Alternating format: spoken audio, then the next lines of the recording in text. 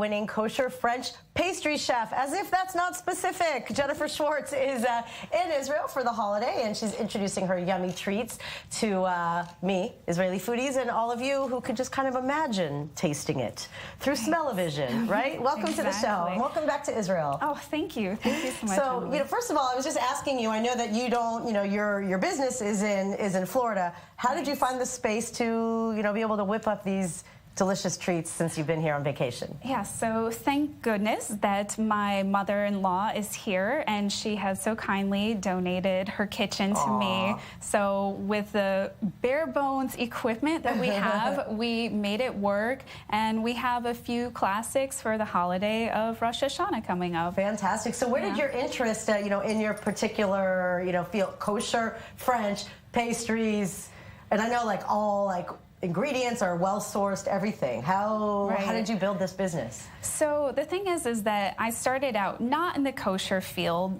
and I worked with some of the top chefs in America, top, pastry chef, and also celebrity chefs that I had opportunities to work with at food festivals. Great. And so then eventually I said, you know what, I want to take this same idea and bring it to the kosher world. People think that kosher is very limited. The man chef is macaroons, right? No, and it's not at all. And it's amazing at how many things that you can make work that are kosher, whether it's parve or dairy, but specifically, parve is more of a challenge, but I've had so many people actually approach me and say, this can't be parve. There's no way. I'm like, okay, don't worry, don't worry. So fantastic. Yeah.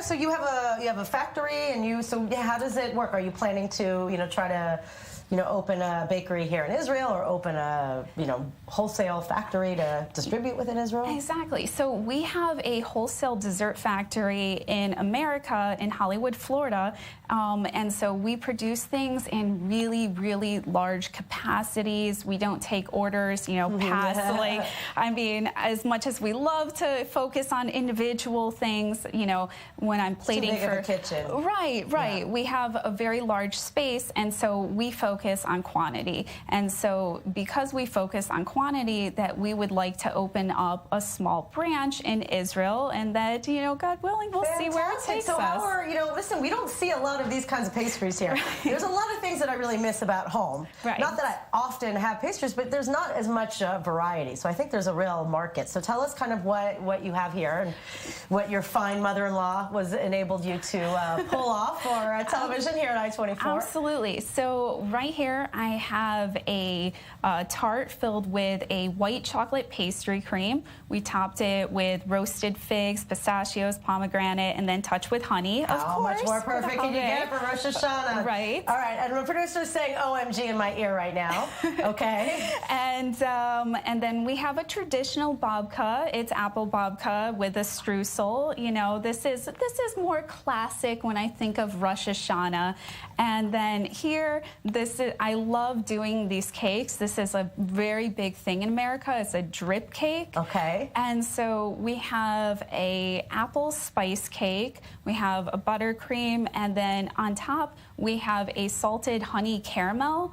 And then it's kind of, dripped around the top so slowly.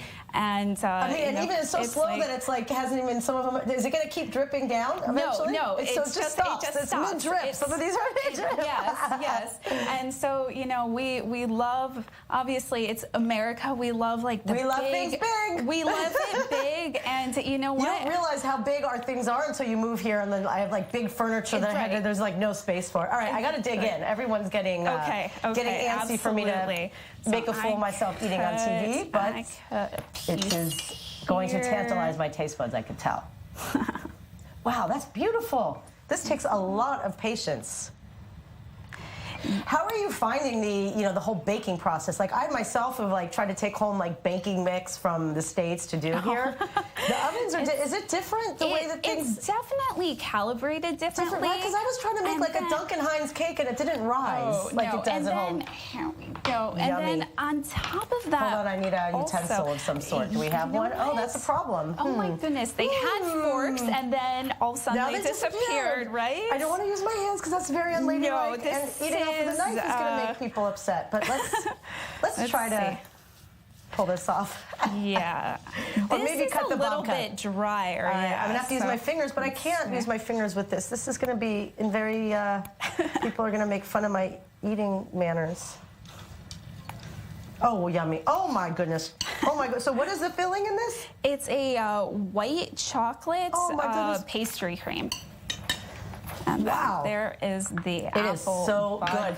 And the ingredients, for the most part, you completely natural. So we specifically like focus. No food coloring, obviously. No, well, we do natural food coloring. Okay. So, a lot of vegetable-based food coloring and things like this. Good to know that there are natural food colorings. As someone who doesn't cook, I didn't know that. Absolutely is. And then also on top of that, non-hydrogenated oils, awesome. Everything all natural. We're out of time. So not tova. Thank you for the delicious treats. And thanks for coming on the show. Thank you for watching. We'll be enjoying this for you. Have a good day. We'll see you tomorrow.